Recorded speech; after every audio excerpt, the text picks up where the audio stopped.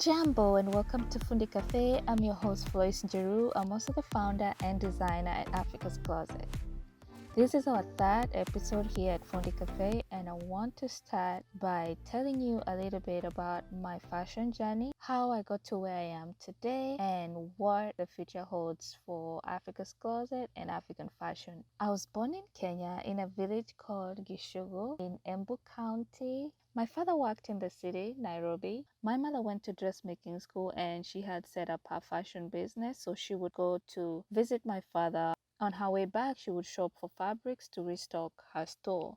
At the age of 7, my mother introduced me to fashion. She taught me how to hand hem dresses and skirts and also to sew in buttons.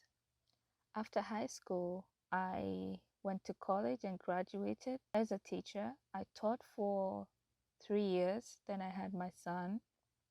And in 2010, I got a job as a marketing rep. I interacted with a lot of clients, and every time I went to work on Saturday wearing something my mother made me, African print, I would always get compliments, and they wanted to know where I got it from. So I told them that it was my mom, and we started gradually getting business like that. I knew I needed to now showcase my mother's work. I did my research. Since I couldn't sew, so I did most of the marketing, some of the groundwork like measurements and fitting, fabric shopping.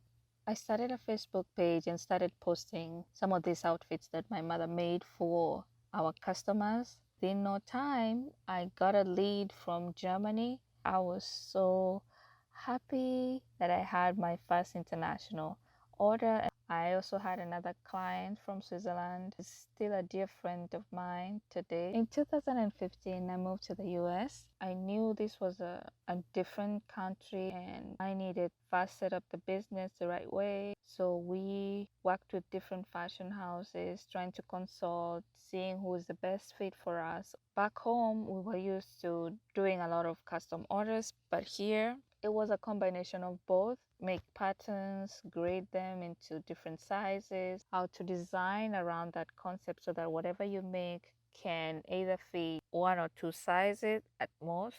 The first 6 months, I had to wait for my residency papers to go through, so I couldn't work and I couldn't drive. I'm glad I had that time because I was able to really research online. I was constantly on Pinterest, but the very thing that really inspired me was YouTube. I watched tons and tons of videos. I really wanted to run production back home, but I had to test first with a couple of orders just to see how I would ship them here, the cost of shipping, the quality that we were gonna get, because we had to outsource a few pieces to different seamstresses to also test their quality. It was really important for us to come up with a strategic plan that would work and that would be sustainable. We tried a couple of fashion houses here in the US, but it was number one, costly, and number two, there was a huge backlog. So like one designer would be working with like 20 companies and everyone is waiting for their orders, and so by the time you put in your order you are told your pieces are going to be produced maybe in a year's time or in 6 months time. And when you're a new business, you kind of want to start with some products.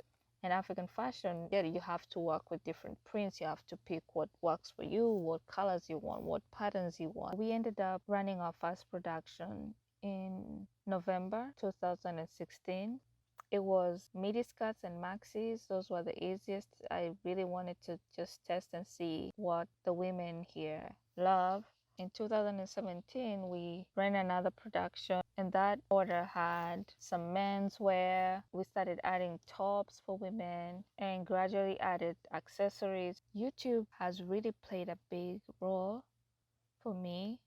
I remember in 2017, right after receiving our second shipment, I got a sewing machine for my birthday and I started spending a lot of nights just watching and sewing and cutting. And this went on and on for almost another 6 months. I would make something, try it on, alter it a little bit, By the time we were receiving the fifth shipment that year, I could make tops and simple dresses. So I perfected my skill, and to date, I have made wedding gowns, I've made collections that have been featured in runways. I have worked with different brands that have supplied a few items from my collections. Every garment tells its own story for me, and I also say that I cannot be the same person I was yesterday. I have to always add value every day, discover something, discipline myself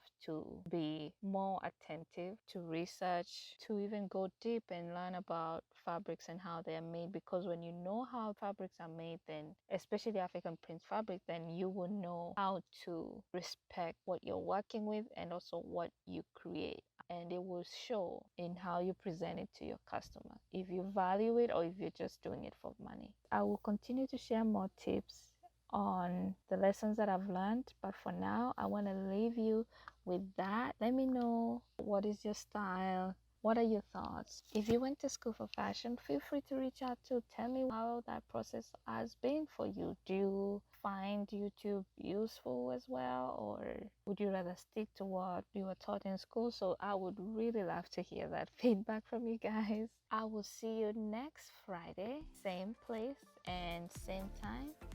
Don't forget to stay blessed, stay focused, and stay fabulous. Bye.